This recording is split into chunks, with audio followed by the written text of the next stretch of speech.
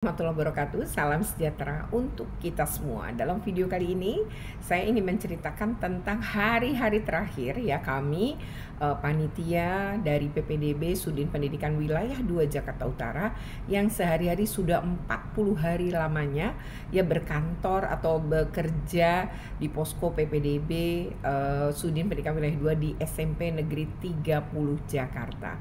Dan ini adalah waktu terakhir kami, yaitu dari 1 sampai dengan 5 Juli 2024. Karena setelah itu, setelah 5 Juli ini maka sudah tidak ada lagi PPDB ya. 5 Juli itu kami sudah kembali berkantor di Sudin Pendidikan Wilayah 2 Jakarta Utara.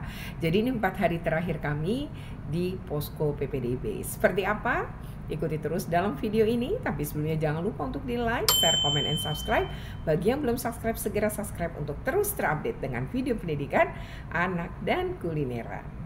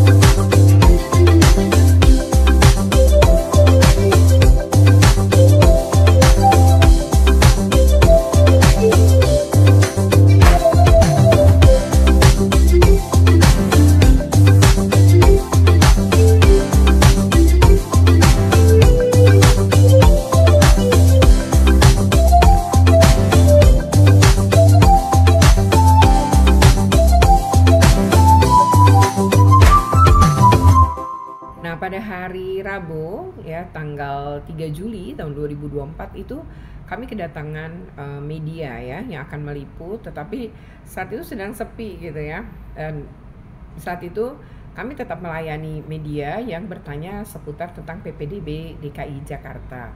Dan pada saat itu yang mereka liput sebenarnya adalah bagaimana PPDB itu berlangsung gitu ya di Jakarta dan di beberapa wilayah, karena ada berbagai kasus kecurangan misalnya di berbagai daerah yang secara kebetulan Jakarta memang tidak termasuk gitu ya dalam kasus-kasus viral yang terkait dengan kecurangan itu tidak masuk. Dan kami menjelaskan bagaimana sistem PPDB DKI Jakarta yang mungkin bisa juga dicontoh atau memberi inspirasi pada daerah lainnya. Kak, bantuannya apa? Pilih sekolah? Pilih sekolah sama riset plus. Oh, ada riset password juga. Terus tadi kayaknya ada yang dibilangin ibu kayaknya cuma bisa masuk sekolah swasta gitu ya? Iya. Itu SD apa SMP? SMP karena prapen. Oh, iya. Telat. Tapi udah ibunya sudah menerima ya? Iya. Terus kalau yang tadi bapak itu SD ya dia?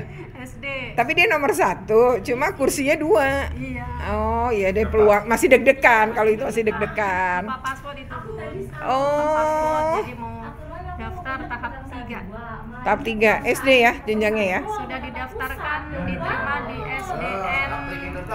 SDN Kelapa Gading Barat 01 urutan 1 yang diterima 2. Ya, Kodamar dong berarti kalau Kelapa Gading Barat sekitar sana. Ya komplek TNI ya. Komplek kan TNI kan? Iya. Mudah-mudahan dia diterima lah ya. Amin. Mantap ya. Jadi udah banyak. Terus teman akrab sedang cuti. CS saya Mas Pur sedang cuti. Sedang cuti ya. Aduh, kita nggak bisa nanya-nanya mau Mas Pur. Gimana pengalaman jadi call center? Suka dukanya? Yang sukanya kalau pas yang nanya itu orang cerdas. Jadi kalau orang cerdas itu gampang sekali menjelaskannya. Tapi kalau orang yang tidak cerdas itu luar biasa, harus sampai berkeringat. Contohnya kayak begini ya Bun ya.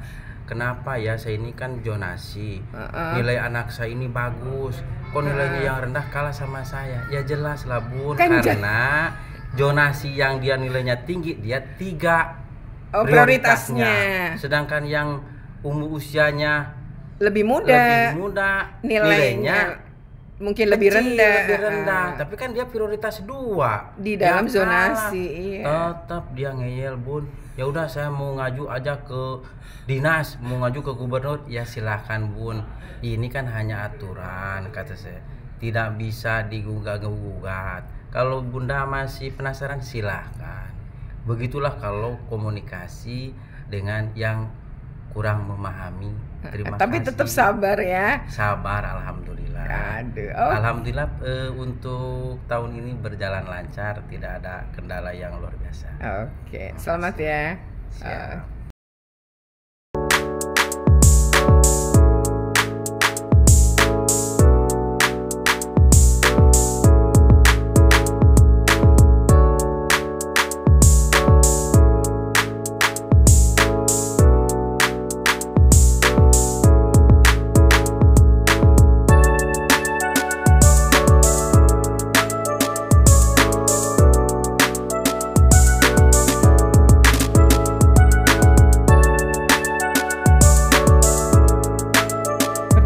Liputan dari TV Parlemen ya, silakan disimak dalam video berikut ini. Baik pemirsa TVR Parlemen dimanapun Anda berada, seperti kita ketahui bahwa proses penerimaan peserta didik baru melalui sistem zonasi saat ini masih terus berlangsung dan banyak sekali ditemukan adanya dugaan kecurangan terhadap proses penyeleksian siswa baru ini, terutama yang terjadi di daerah. Dan ini kemudian menjadi satu kejadian yang terus berulang setiap tahunnya, dan mungkin di tahun ini kita akan mencoba lebih intens lagi membahas soal itu terkait bagaimana sebetulnya proses PPDB yang ada terutama di wilayah DKI Jakarta. Nah pemirsa, untuk membahas hal itu saya sudah bersama dengan Ibu Retno Listiarti selaku petugas posko PPDB suku dinas wilayah 2 Jakarta Utara. Nanti kita akan mencoba melihat bagaimana proses penerimaan siswa baru yang ada di wilayah DKI Jakarta khususnya. Baik Ibu, terima kasih atas waktu yang sudah diberikan. Ibu, terkait dengan proses PPDB yang ada terutama di wilayah Jakarta ini, Bu, bagaimana proses dan mekanisme yang berlangsung di DKI Jakarta ini? Ya, seperti wilayah-wilayah yang lain sebenarnya kami membuka ya sama 4 jalur ya, mulai dari jalur zonasi, kemudian prestasi, afirmasi, dan juga jalur perpindahan tugas orang tua. Dan sistemnya pun sama sebenarnya seluruh Indonesia, hanya mungkin kalau kami itu pertama ada yang membedakan lah ya DKI dengan wilayah lain. Yang pertama adalah di setiap posko kami itu selalu ada Sudin Dukcapil. Jadi Sudin Pendidikan bekerja sama dengan Sudin Dukcapil. Begitupun yang di dinas, posko di dinas pendidikan itu ya di sana ada dinas Dukcapilnya juga gitu. Jadi kita nggak perlu repot, orang juga nggak bisa berpindah-pindah dalam arti repot ngurus. Kami segera bisa mengatasi ketika ada perbedaan atau masalah pada kartu keluarga dari calon peserta didik gitu. Terus yang kedua adalah mungkin kalau jalur perpindahan tugas orang tua itu terjadi banyak perubahan. Di antaranya adalah harus menarik gitu ya kakak. Jadi si anak harus dipindahkan ya di DKI Jakarta dari luar kota. Nah ini juga mengakibatkan hal yang banyak orang yang kemudian memanfaatkan jalur ini jadi nggak bisa. Makanya sekarang itu jalurnya jadi PTO itu bisa adil. Dan yang ketiga, sebenarnya kami itu punya PPDB bersama ya. PPDB bersama sekolah swasta. Jadi bagi wilayah kelurahan maupun kecamatan yang tidak memiliki sekolah negeri SMP, SMA, dan SMK, kami membuka PPDB bersama pada lokasi-lokasi itu agar setiap anak bisa mengakses pendidikan di sekolah negeri. Bu, ini kan banyak banget pemberitaan soal banyaknya masyarakat yang rumahnya dekat dengan sekolah tapi tidak diterima, terutama di daerah. Di DKI Jakarta sendiri seperti apa antisipasi itu bisa dilakukan? Ya, kalau di daerah itu kan umumnya rata-rata mereka menggunakan meteran ya. Meteran itu berarti jarak dari rumah itu pakai meter gitu, dan itu menggunakan Google Map. Kalau di kami tidak, kami berbasis RT dan RW. Jadi kalau sekolah berada di RT itu, jadi misalnya RT 5 RW 10 kelurahan misalnya Rawa Badak Utara misalnya. Nah, sekolah itu berada di RT 5 tadi, maka secara otomatis anak-anak yang berada pada wilayah RT itu pasti diterima karena dia jadi prioritas 1. Nah, sementara di luar itu namanya prioritas 2. Ya, prioritas 2 itu juga masih punya kesempatan karena kalau jalur zonasi itu kan 50% ya daya tampungnya. Jadi biasanya juga diterima. Nah, yang mungkin sulit diterima itu adalah yang berada di prioritas ketiga. Itu biasanya udah beda kelurahan. Nah, itu memang biasanya kecil kemungkinan dia diterima melalui jalur zonasi. Tapi mereka bisa manfaatin jalur prestasi. Dan kalau memang mereka kelompok tidak mampu, bisa ikut memanfaatkan jalur afirmasi. Jadi semuanya tertangani ya. Bu, ini kan terkait dengan banyaknya dugaan pemalsuan identitas, terutama dari masyarakat yang mendaftarkan. Di DKI Jakarta sendiri bagaimana antisipasi itu bisa dilakukan? Ya, pertama kami menuliskan memang di dalam pendaftaran ya, dalam sistem online di pendaftaran itu ditandatangani orang tua gitu. Setelah di print itu memang ada tulisan bahwa jika ditemukan ya data yang tidak sesuai, jika ditemukan berarti ada pemalsuan, maka langsung dibatalkan. Sebenarnya DKI membatalkan itu udah beberapa kasus ya.